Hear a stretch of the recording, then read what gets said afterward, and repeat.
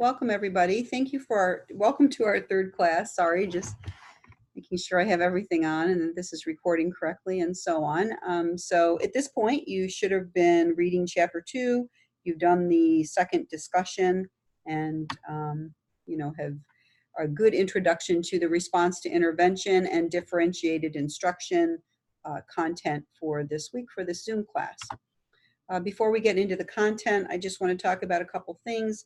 You all should have started your observations by now. Just a reminder to make sure you're getting your signature each week from your instructor, your supervising teacher at your observations. If you have any questions or comments or there's anything wrong with your observations, please, if you have questions about what you're seeing or just if something doesn't feel right, please make sure that you contact me. You can text me, you can email me, call me, whatever. So let me know. I'd rather find out at the beginning and see if there's something that we can do to make it a better experience for you rather than find out at the end of the semester that things did not work out all that well. So just let me know if there's any problems with your observations. Please make sure that you are looking ahead and reading chapter 3 for the next class. And then I just want to talk for a second about your exceptionality report. So one of your assignments for the beginning part of the semester is to write a report on any kind of special need, any kind of diagnosis. It could be learning disability, autism, ADHD, Fragile X syndrome, and any disability that maybe you're more interested in.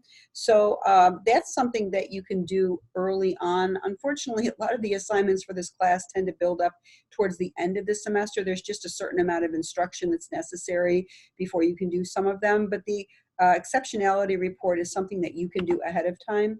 If you're not sure where to find the instructions for that, it's in your syllabus. You can go to Moodle. I'll show you where it is.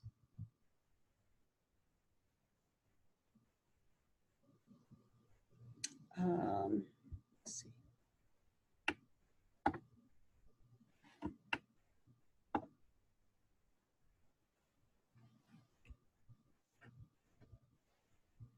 Taking a minute to load here.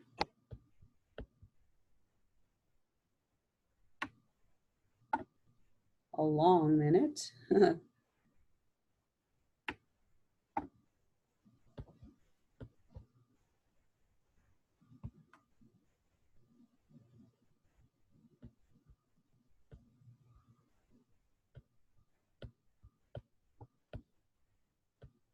Okay, there it is. So using standard research methods to gain information on one specific exceptionality submitted in a minimum 4-page report, not including cover page and references. The report should use general writing conventions from previous college writing courses. A minimum of 2 sources is required. So that's your report. I would encourage you to maybe get started on that early. There are some topics that you can choose from, and they're all listed there. I'm not going to read them to you, but those are some ideas. Anyway, not only do you choose your disability that you're going to talk about, but I would like you to include the following from the list here on the right: the characteristics of the disability, the diagnosis identification, the prevalence, any issues or controversies surrounding that particular diagnosis. If you have any personal experiences, whether it's teaching students, maybe you have one of these disabilities or have a family member or anything. And if you don't have any personal experiences with it, just leave that part out, that's fine. Strategies for working with students who have that particular exceptionality, and then also recommendations for teachers. So right over here in this side are the things that need to be included in your report. If you would prefer, instead of the paper, to present it to me in a different manner in keeping with the tenets of differentiated instruction that we're going to be talking about in just a couple minutes. If you would prefer to create a video or something else, some other method of showing me that you understand all these things about your disability that are listed in the right-hand column there, just let me know, and I'm okay with that too. Any questions about that, just get a hold of me as always. Last week, we ended class with some IEP questions that we didn't have time to address. So I've compiled them here, and I just want to go through them with you and just kind of clear up any misconceptions or answer any questions that you have. So first one, how do you know the goals chosen are the correct ones to focus on in the IEP? And who determines student goals? Can parents help? These 2 questions kind of go together, so I'll address them together. The IEP is developed as a team.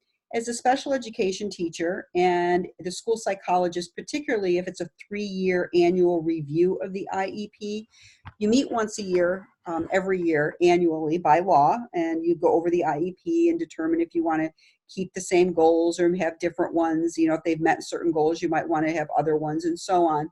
But every 3 years, the school psychologist does an in-depth testing evaluation to make sure that the student still qualifies for special needs. So whether it's your annual 1-year review or whether it's the 3-year, we call it the MDT, the multidisciplinary team review, doesn't matter which one it is. A school psychologist will be more involved if it's a 3-year review, but either way, we're all there at the meeting. And so the goals are chosen as a team. And yes, absolutely, parents are on that team, and parents are very important members. We always ask the parents, are there goals you'd like to add, goals you want taken out? What do you think about the goals as they're set, and so on?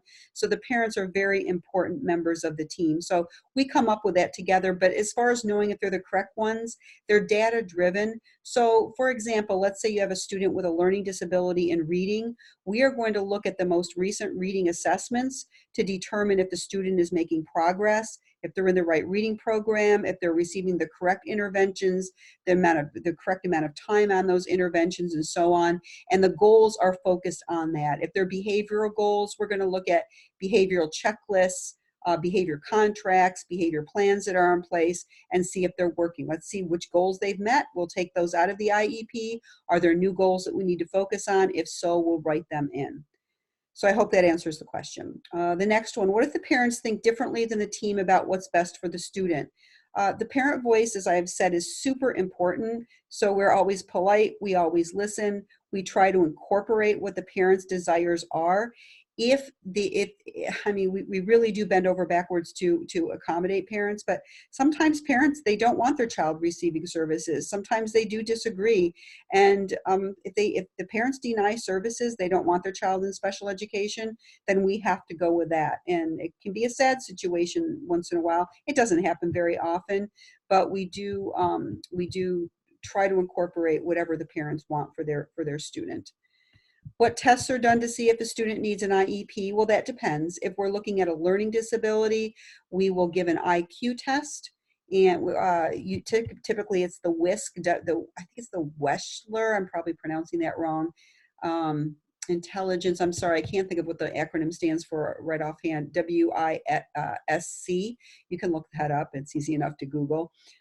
And so to see where the student should be performing, and then we'll give academic tests like a reading test, math test, writing test. We use the MAP test, M-A-P. Not every school uses it. For writing, the RAT, W-R-A-T. There's all kinds of acronyms. We're going to get into a lot of detail when we study learning disabilities. So we'll get into these assessments in more detail. If it's a behavior and not something academic, there's several tests that we'll look at. Typically, it's a lot of behavior checklists. So the parents will fill out a behavior checklist. It's a rating scale, can be 1 to 4. You know, does your child do this sometimes, always, never, that sort of thing. Teachers will fill it out, and then we'll look at it together. And there is a battery of tests that a school psychologist will give kids, and we'll get into that in more detail in future classes. Or do teachers just know because the student's falling behind? That is important too. So if a student's falling behind, a teacher can make a referral to the RTI team and then ask for further testing to be done. So it's kind of a combination. Teachers notice, teachers make a referral, there's observations done, there's testing done, and so on. How often do the IEPs get updated? I think I answered that in the beginning. The completion date noted, goal met in one IEP. I'm not sure what I meant when I wrote that down. But there's an annual date in the IEP. Oh, I know what I was going to say. And then quarterly, sometimes every semester, but typically it's quarterly, we have to do what's called a progress report. So we have to go through the IEP and we have to look at the goals to see if they're progressing the way that they should, if those goals are still appropriate. So we have a date of when the goal should be completed. It doesn't mean it always is. Often it isn't. You carry it over into the next year, but you do have those, and you do have quarterly progress reports. If a special ed teacher is required for writing an IEP, how would a private school without a special ed teacher create one? we as public schools, we are required by law to serve students with disabilities that go to private school. So what you would do is you would call your local public school and you would request them to do an assessment, to do testing, and then if a student does qualify, to write the IEP, and it would be the special education teacher from and the school psych from the public school that would be writing those IEPs. A general education teacher at a private school would not write an IEP, just as a general education teacher in any public school would not write an IEP. But you can request that the public school come and do an assessment, and then if the child qualifies, then they would be the ones writing that and providing the services if it's determined that that's what the student needs. And sometimes they'll just remain on consult if it's a more minor disability, and they will help the general education teacher in the private school know what kinds of classroom interventions they can do to help the student be successful. What specific differences are there between IEPs for students with disabilities and those who are high ability learners? Really not much. Not sure what just happened there. Hold on just one second.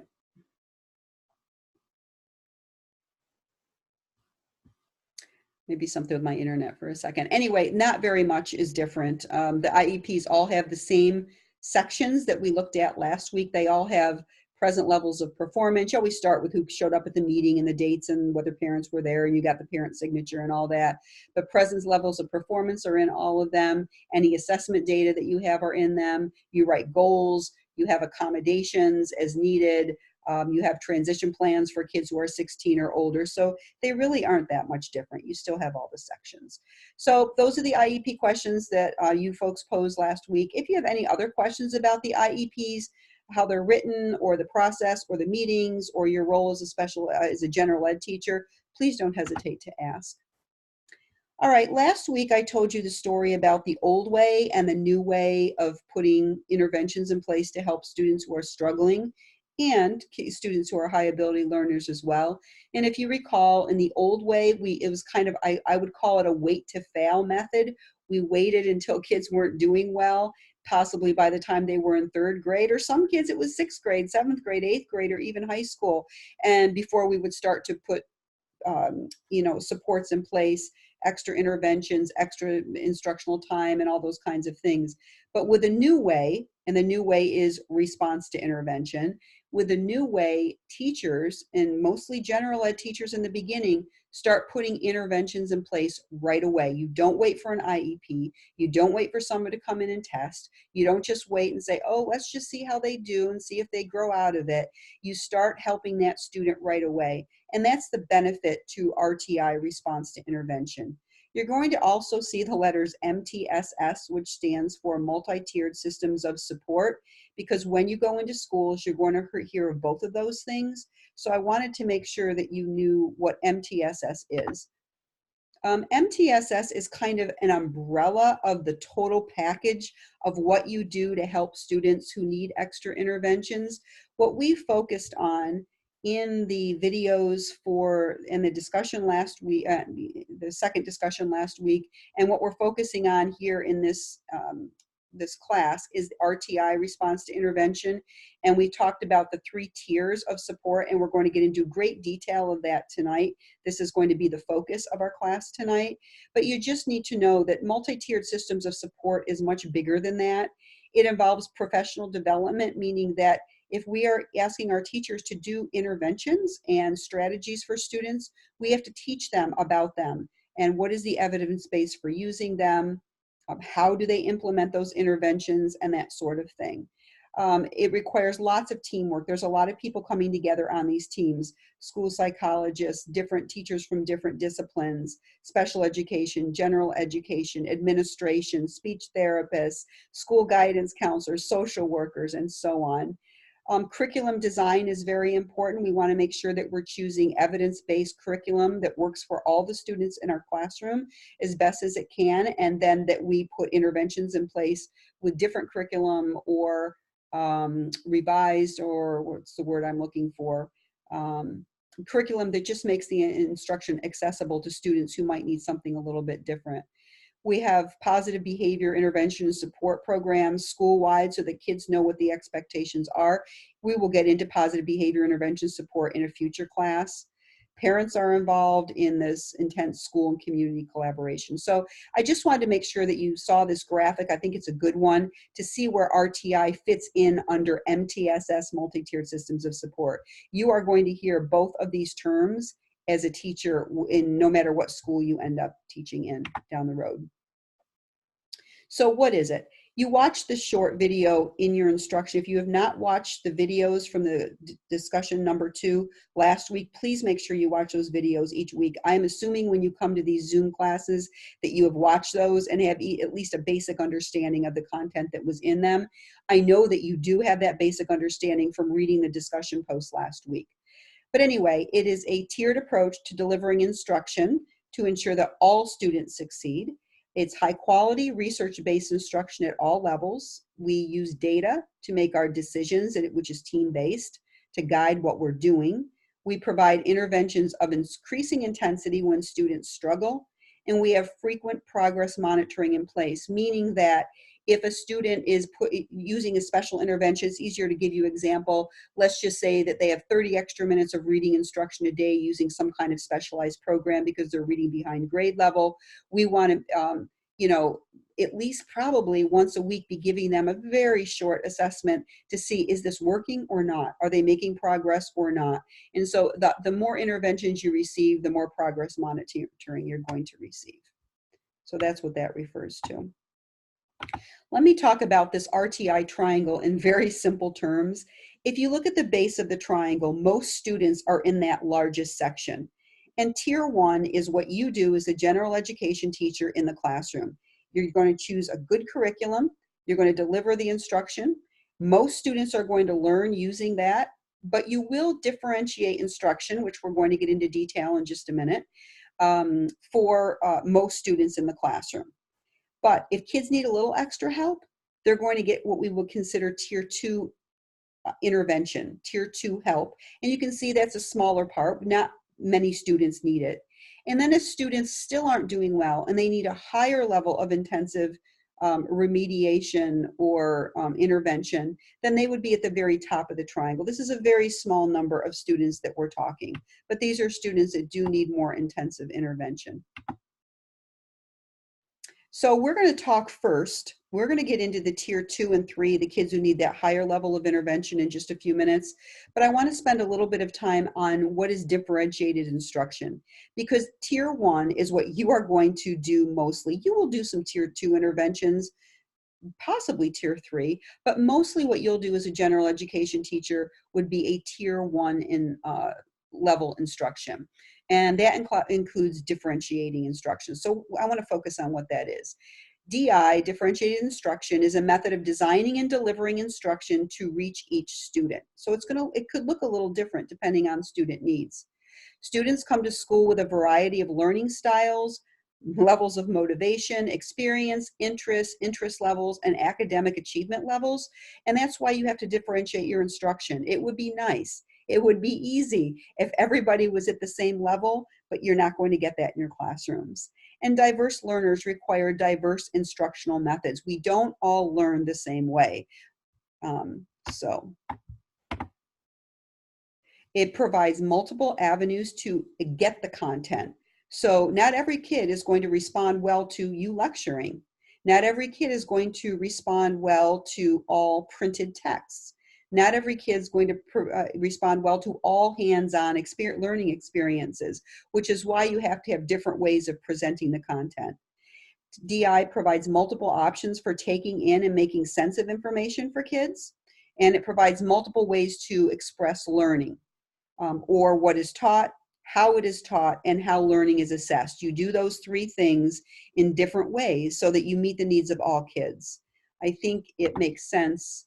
Well, before I get to that, why do you have to differentiate instruction? This is the real world. Imagine a 3rd grade classroom with 24 kids.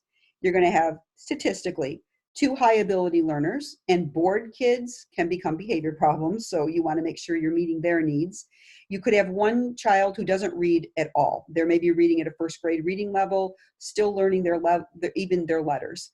6 reading below grade level, perhaps 1 student with autism with sensory issues, behaviors, 2 English language learners who are struggling with a language, and 2 kids with ADHD, attention deficit hyperactivity disorder, who have difficulty focusing and staying on task.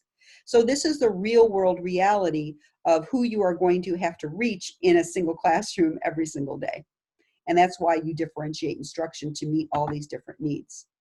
These are the videos that you watched in your discussion last week. If you haven't watched them, please do so. So how do you differentiate instruction? Here's some examples. You can do tiered lessons, and we're going to look into all of these in just a minute.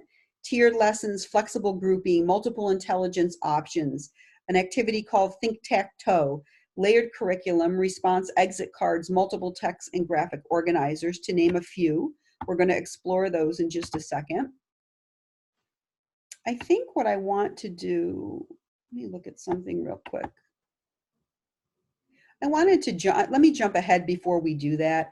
I should have moved this slide up. What I want to do is just give you some examples of what those tiers look like, just to kind of wrap your mind around it a little bit better. So tier 1 in a regular classroom, let's imagine that a student, we're talking about reading instruction.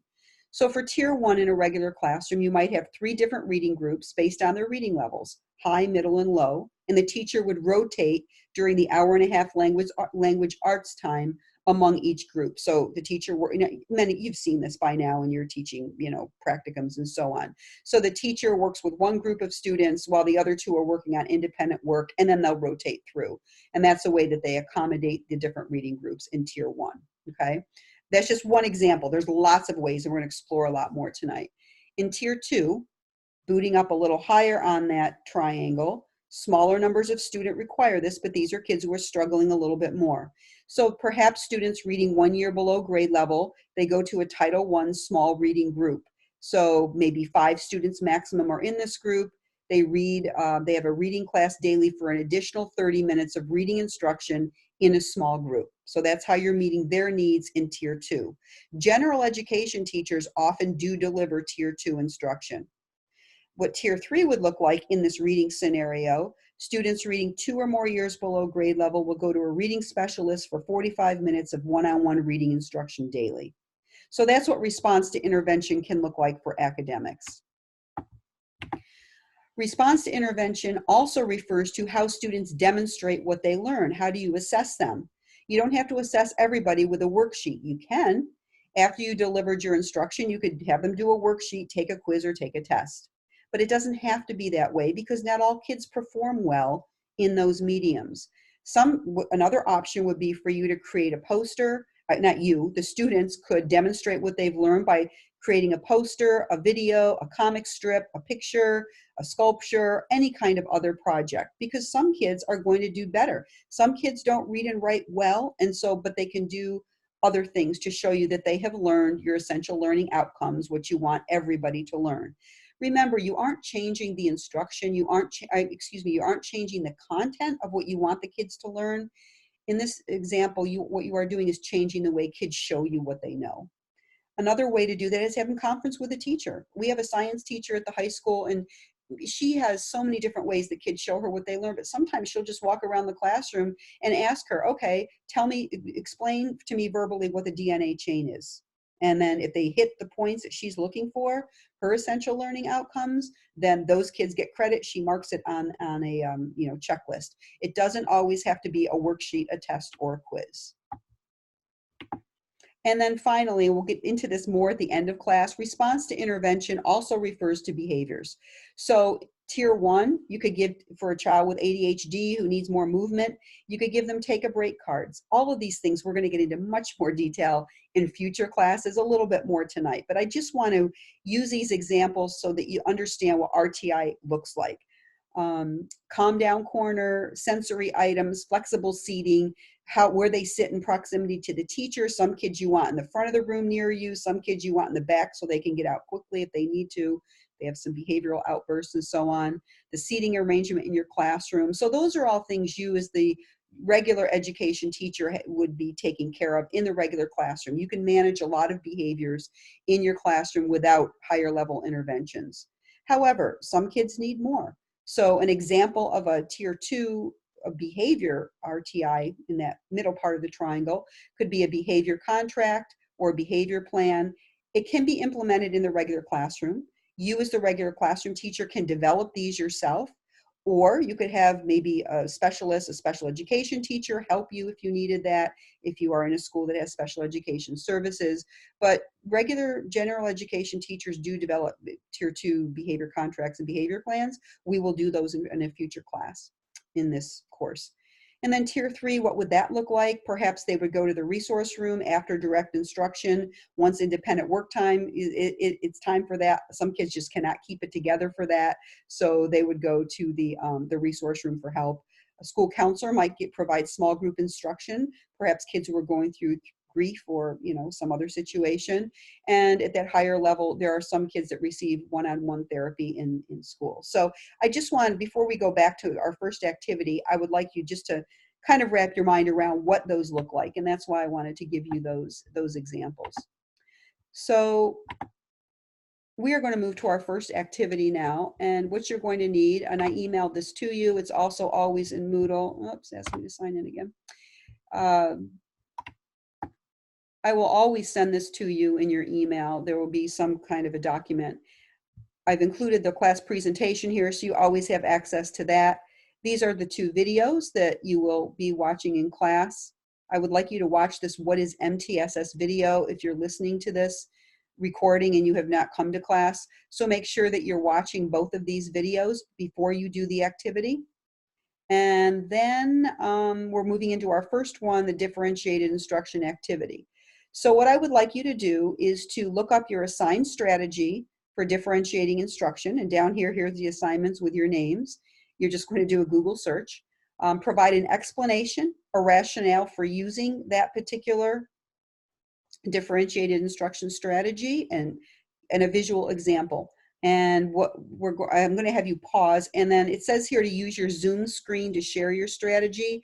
If you're in class live, we'll do it live in class, but if you're watching this and doing this on your own, I'm just going to ask you to email me what you found. I'd like to give you an example. So this is called Swipe Spear, and so if you have students, I'm just demonstrating for you what I would like you to do. And you can share a YouTube video or a website or take a screenshot of something, that's fine.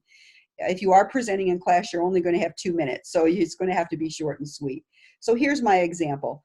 I have students with all different grade levels reading Romeo and Juliet, for example, in a 9th grade class. A lot of 9th graders read Romeo and Juliet. It's required curriculum in a lot of schools. So how do you, if you have kids reading below grade level or kids who really struggle with reading comprehension and they're using all kinds of different language, how do you, because Shakespeare, they speak differently, how do you do that? So what you could do, I have found this online. It is a 58-second video. I'm going to show just a little bit. I guess it's 48.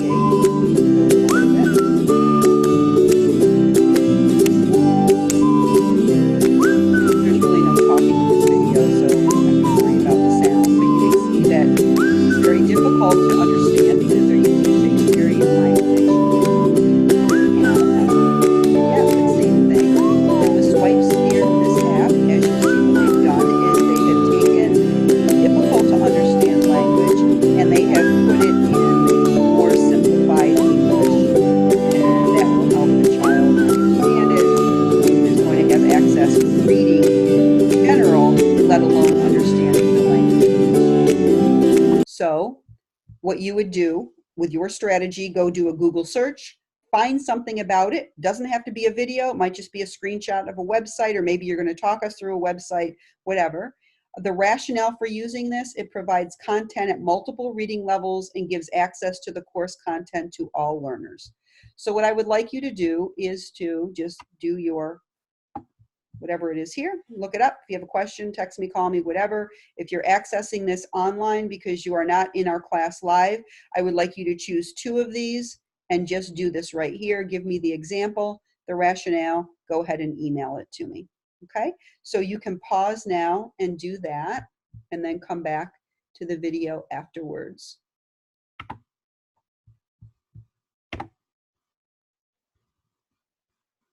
All right. Welcome back. I've gone through these things. Now, where are we? That, did that, did that. All right, we are ready to move on to our next activity. So if you are live in the class, you're going to be typing in the chat box. I'm going to give you a description of an intervention, and I would like you to type in the chat box whether it's tier 1, tier 2, or tier 3. If you are not live in the class, I'd like you to go to, and all these descriptions are on your document here.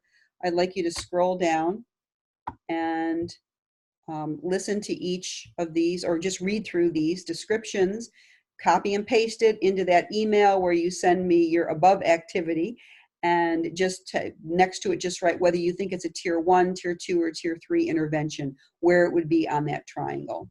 So number 1 is a think-tac-toe assignment choice. If you're not sure what that is, Google it. And would that fall into a tier 1 intervention where the regular classroom teacher would do it, tier 2, or tier 3?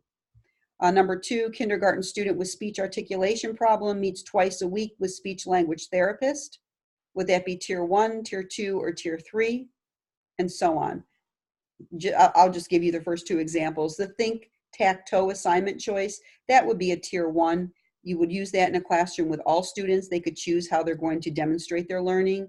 Number 2, when they're going to a speech language pathologist, a highly trained specialist, that would be tier 3.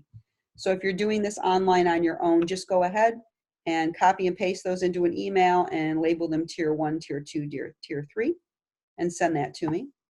And so you can pause that now. And then we will move into, when you come back, we'll move into our third activity and final activity. So our third and final activity is RTI for behaviors. And I want to direct you to a site called PBIS World. This picture over here, if you can't tell what it is, it's a gold mine, because this site is a gold mine. You should bookmark it and remember it. You will use it frequently in your teaching career. So PBIS World, it stands for Positive Behavior Intervention Support. We will do a whole lesson on that.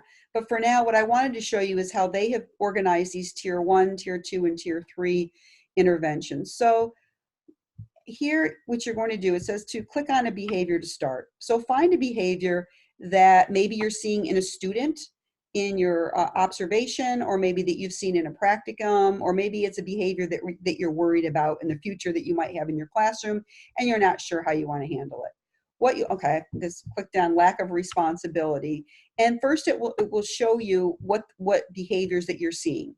The student may not do class and homework, they might fail to return work, they might only do partial assignments, and so on. So you're going to read through this, and does this describe the student, yes or no? So you're going to click yes if it does, and then it will give you tier 1 interventions, what you, the regular classroom teacher, can do in your classroom for students who lack responsibility. And it says before you start, a few important points. You're going to want to try multiple interventions. Each intervention should be tried for a minimum of 4 weeks, because that's how long it takes before we know if something's working or not. Collect data so that you know whether it's working or not. If your data indicates no progress after a minimum of 6 months, and I would do it a lot shorter than that, you might consider moving to tier 2 interventions. I think this is a typo. I'm sure it is, because they say 6 weeks, and that's a pretty important typo right there. After a minimum of 6 weeks, if it's not working, you would not wait 6 months. Then go ahead and you need to try something else. You might need to go back to a team for help. So then they give you interventions, alternative modes of completing assignments. So you would click on that, and it would tell you why you should do it, when you should do it, and how you should do it. And then there's all these live links here. Oh, heck. I didn't mean to do that. Okay, so then it will bring you down to resources and support for a technique. So how do I do it? Have them verbally give their answers, have them draw a picture, graphic or diagram, make a small comic book, and so on. These are things I just happened to talk about before, and they just show up on here. But then there's other resources and support. These are all live links here, how to teach to students learning styles, for example. Okay, so anyway, oops, sorry, that one's not a good live link. See if we can find one that is. Here's one, multiple intelligences. Anyway, oh gosh, bombing out there.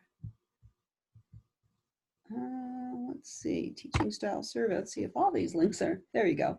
So anyway, click through the site and you'll find all kinds of information on how to handle that in a student. And as you can see, there's all kinds of behaviors.